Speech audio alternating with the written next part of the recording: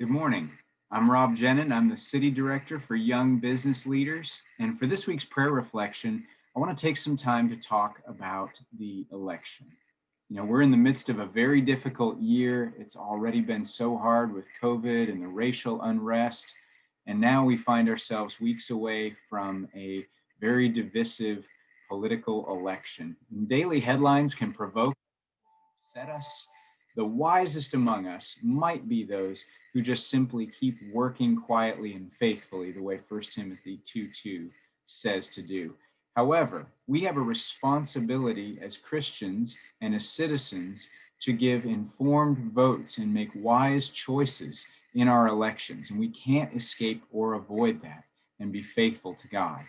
So I pray that our votes as we approach this time are guided by the scriptures and not by the fluctuating field of personal opinion or constantly changing polls. Now, I want to think back from our time to a time in the 17 and 1800s this morning. I think it's refreshing to move and look at another time in history and to learn from that, because we find that they're not so different than our own times.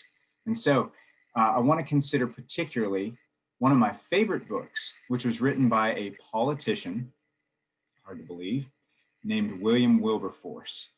William Wilberforce worked tirelessly to abolish first the slave trade in England, and then secondly, slavery itself in all of Great Britain.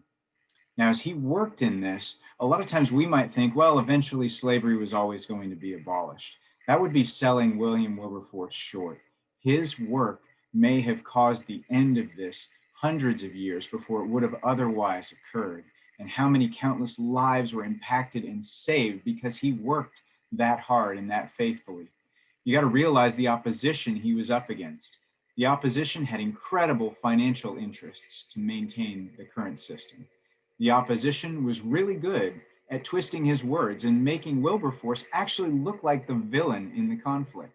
And then third, they were better than he and his allies were at manipulating the political process for their own gain. So it's important to realize how much he was going up against at a time like that. Now, for 20 years, Wilberforce labored again and again and was defeated every single year he brought his motion to the House of the Lords. But he didn't grow weary or give up in the middle of the battle. After 20 years in 1807, he did succeed in abolishing the slave trade. And then, instead of sitting back and resting on what he had accomplished, he worked another 22 years to make sure that slavery itself was abolished in Great Britain. And he heard the news of the yay votes that abolished slavery right before he died. Now, how did he do this? What drove him to do this? What was the motivation in his heart and mind that brought him to stick with this after so many defeats and so much discouragement and so many personal physical limitations? Here's a quote from his book, and this is what I wanted to share with you this morning. Here's what he says: I must confess equally boldly that my own solid hopes for the well-being of my country depend not so much on her navies and armies, not on the wisdom of her rulers, nor even on the spirit of her people, as on the persuasion that she yet contains many who love and obey the gospel of Christ. I believe their prayers will prevail. That was what drove Wilberforce. He wasn't simply trying to pass laws. He knew that the laws that we pass are a reflection of the moral and spiritual condition of all the people. And his book, which was called A Practical View of Christianity, made the argument that the reason that many professing Christians of his day were not having impact in the culture was because they had chosen to adopt a socially acceptable, watered down religion rather than true Christianity. Real faith has feet. Real faith impacts how we live. It's the same argument that the biblical writer James makes when he says, you believe that there's one God. And he says, good. Even the demons believe that. And they shudder.